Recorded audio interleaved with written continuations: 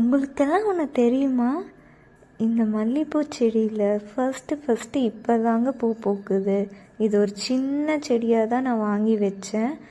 ஒரு 2-3 months இருக்கும். இப்போ தாங்க ஃபஸ்ட்டு பூவே வைக்குது. நான் ரொம்ப ஹாப்பியாக இருக்கேன். அதை நான் பார்க்கவே இல்லை. சடனாக பார்த்திங்கன்னா அதுலேருந்து வர ஃப்ராக்ரன்ஸ் வச்சு தாங்க நான் கண்டுபிடிச்சேன். அதுக்கப்புறம் தான் நான் போய் பார்க்குறேன், அங்கே பூ பூத்துருந்துச்சு. நான் ரொம்ப ஹாப்பி ஆகிட்டேங்க. அதுக்கப்புறம் பார்த்திங்கன்னா அது பக்கத்துலேயே நான் அரளி செடி வச்சுருக்கேன்.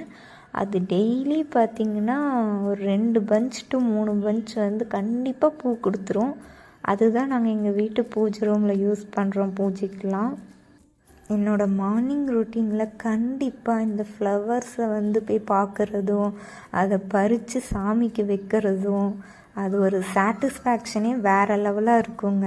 நீங்களும் உங்கள் வீட்டில் ஒரு சின்ன இடமா இருந்தாலும் சரி, உங்களுக்கு என்னென்ன பூவெல்லாம் பிடிக்குமோ அதெல்லாம் பார்த்து வச்சிங்கன்னா ஒரு நாள் அதிலேருந்து நீங்கள் ஃபஸ்ட் டைம் பூ பறிக்கும் போது அதோட ஃபீலே வேறு லெவலாக இருக்குங்க. ட்ரை பண்ணி பாருங்கள். அதே மாதிரி எல்லார் வீட்லேயும் கண்டிப்பாக இருக்க வேண்டிய செடினா செம்பருத்தி செடி தாங்க. ஏன்னா இதில் ஏகப்பட்ட ஹெல்த் பெனிஃபிட்ஸும் இருக்குது. ஹேருக்கும் ரொம்ப நல்லது, ஸ்கின்னுக்கும் ரொம்ப நல்லது. ப்ளஸ் வந்து நம்ம பூஜைக்கும் யூஸ் பண்ணிக்கலாம். அதே மாதிரி எந்த ஒரு செடியாக இருந்தாலும் அதை தொட்டியில் வைக்கிறத விட கிரவுண்டில் வச்சிங்கன்னா நிறைய பூ பூக்குங்க. நானும் அப்படி தான். அந்த செடியை ஃபஸ்ட்டு நான் தொட்டியில் தான் வச்சுருந்தேன். அப்புறம் பார்த்திங்கன்னா 1-2 பூ தான் வருதுன்னு சொல்லிட்டு இப்போ ரீசண்டாக தான் நான் வந்து தரையில் மாற்றி வச்சேன். மாற்றி வச்சதுலேருந்து பார்த்திங்கன்னா டெய்லி எனக்கு ஒரு 15 ஃப்ளவர் இதுலேருந்து நான் பறிச்சிருவேன். ஸோ இது வந்து இப்போ மீடியம் சைஸ் செடியாக தான் இருக்குது. இன்னும் நல்லா க்ரோத் ஆச்சுன்னா இன்னும் நிறையா பூ வந்து நம்மளுக்கு கிடைக்கும். நெக்ஸ்ட்டு பார்த்திங்கன்னா 7 days ரோஸ்.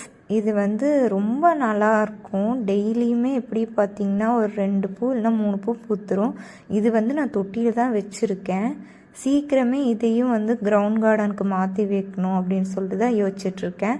அப்படி மாற்றி வச்சா இன்னும் நிறையா பஞ்சாக பூக்கும்னு நினைக்கிறேன். பிளான்ட்ஸ் வளர்க்குறவங்களுக்கு தெரியும். எஸ்பெஷலி வந்து ஃப்ளவரிங் பிளான்ட்ஸில் அந்த ஃப்ளவர்ஸை பறிக்கவே மனசு வராது. அப்படியே செடியிலே வச்சு பார்க்குறதுக்கு தான் எனக்கும் பிடிக்கும். அந்த மாதிரி தான் பிளான்ட்ஸ் லவர் எல்லாருக்குமே பிடிக்கும். பட் வந்து அது வந்து பிளான்ட்ஸோட ஹெல்த்தையும் பாதிக்கும்னு சொல்லிட்டு நான் வந்து நெட்டில் பார்த்தேன். ஸோ அதுக்கப்புறம் தான் டெய்லியும் கரெக்டாக வந்து அதை பறிக்க ஆரம்பித்தேன். நம்ம வீடியோஸ்லாம் உங்களுக்கு பிடிச்சிருக்குன்னா நம்ம சேனலுக்கு வந்து லைக் பண்ணுங்கள், சப்ஸ்கிரைப் பண்ணுங்கள், சப்போர்ட் பண்ணுங்கள். தேங்க்யூ.